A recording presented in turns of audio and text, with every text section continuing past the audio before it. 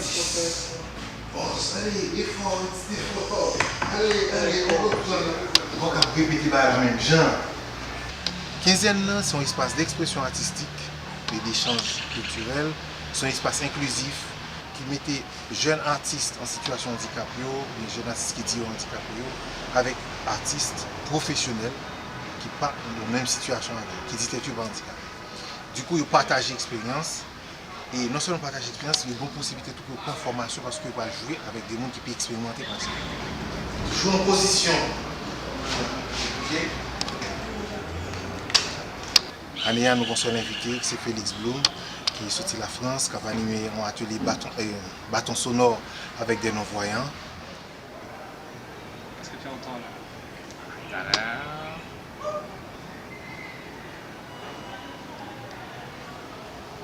J'entendais les oiseaux à le son des voitures. Déambuler dans la ville, ça pose des questions sonores, mais ça pose aussi des questions de droit à la ville, de l'accessibilité à la ville, de comment on peut se déplacer dans une ville comme Port-au-Prince, qui est en effet très compliqué déjà pour des personnes qui voient.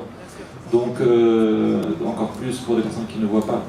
On était basé au centre d'art, donc on a surtout fait des prises de son autour du centre d'art, dans tout le quartier de Bas-de-Chose. Et dans ces prises de son, c'était encore une fois se poser la question de savoir quels étaient les sons qui représentaient ce quartier, se poser la question de l'identité sonore et de savoir aussi sur quel endroit, sur quelle partie de la ville ou sur quelle rue on pouvait entendre tel type de son.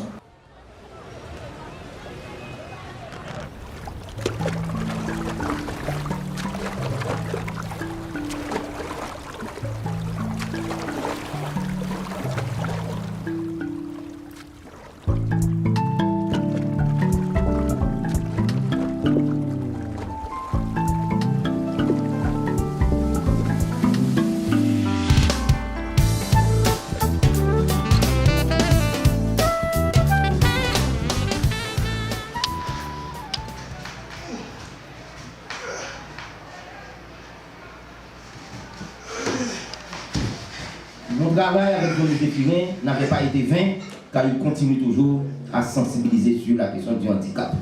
Je vois concrètement aujourd'hui les fruits et les résultats.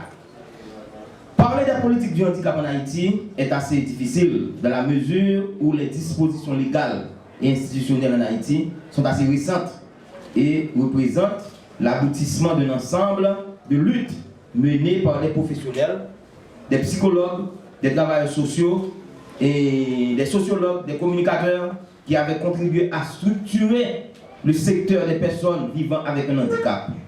Nous devons alors mentionner les noms du docteur Legrand Bijou, qui fut le deuxième doyen de la faculté des sciences humaines, qui a travaillé pour structurer la question du handicap. Un type de handicap quelconque peut arriver à n'importe quel moment. C'est que personne n'est épargné.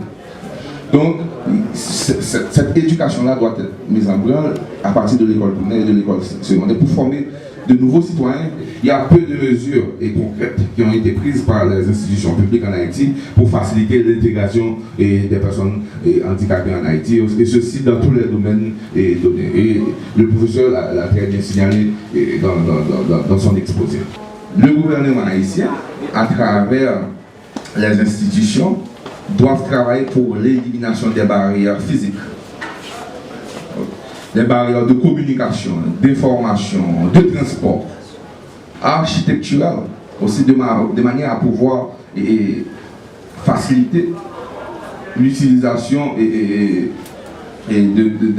bâtiments publics ou bien de tout type de services publics aux personnes handicapées.